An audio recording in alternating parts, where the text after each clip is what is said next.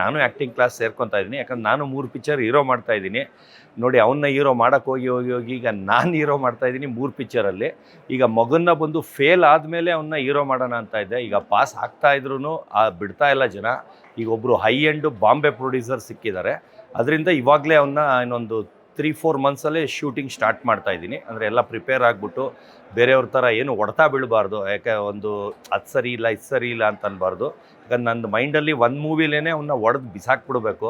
ಆ ಲೆಕ್ಕಕ್ಕೆ ಅವನ್ನ ನಂಬರ್ 2 ಹೀರೋ ಮಾಡಬೇಕಂತ ಇದ್ದೀನಿ. ಅದು ತುಂಬ ಹೈ ಬಜೆಟಲ್ಲಿ ತುಂಬ ಹೈ ಎಂಡ್ ಡೈರೆಕ್ಟರು, ಕ್ಯಾಮ್ರಾಮನ್ನು ಆ ಥರ ಎಲ್ಲ ಒಂದು ಪ್ಲ್ಯಾಂಡ್ ಆಗಿ ಒಂದು ನನಗೆ ಪರ್ಫೆಕ್ಟ್ ಅಂತ ಸ್ಟೋರಿ ಅನಿಸಿದ ಮೇಲೇ. ಆದರೆ ಯಾಕಂದ್ರೆ ನನ್ನ ಹಿಸ್ಟ್ರಿನೇ ಮಾಡ್ತಾ ಇರೋದು.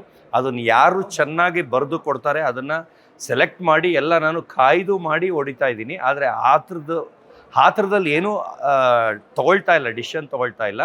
3 ಮಂತ್ಸ್ 4 ಮಂತ್ಸಲ್ಲಿ ಸ್ಟಾರ್ಟ್ ಮಾಡ್ತಾ ಇದ್ದೀನಿ. ಈಗ ಸದ್ಯಕ್ಕೆ ಬರೀ ಟೈಟಲ್ ರಿಜಿಸ್ಟರ್ ಆಗಿರೋದು. ಆ ನೇಮ್ಗೆ ರಿವೇಲ್ ಮಾಡ್ತೀನಿ. ಅದು ಮುಹೂರ್ತ ದಿನ. ಅದು ಬಂದು ಎಲ್ಲರೂ ಮುಹೂರ್ತ ಬಂದು ದೇವಸ್ಥಾನ ಅಲ್ಲಿ ಮಾಡ್ತಾರೆ. ನಾನು ಅದನ್ನು ಒಂದು ಸ್ಪೆಷಲ್ಲಾಗಿ ಬರೀ ಪಬ್ಬಲ್ಲಿ ಮುಹೂರ್ತನ ಮಾಡ್ತಾ ಇದ್ದೀನಿ.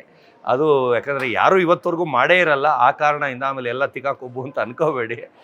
ಆ ಕಾರಣದಿಂದ ಅದು ನಾನೊಂದು ಮುಹೂರ್ತನೂ ಪಬ್ಬಲ್ಲಿ ಇಟ್ಕೊಂಡಿದ್ದೀನಿ.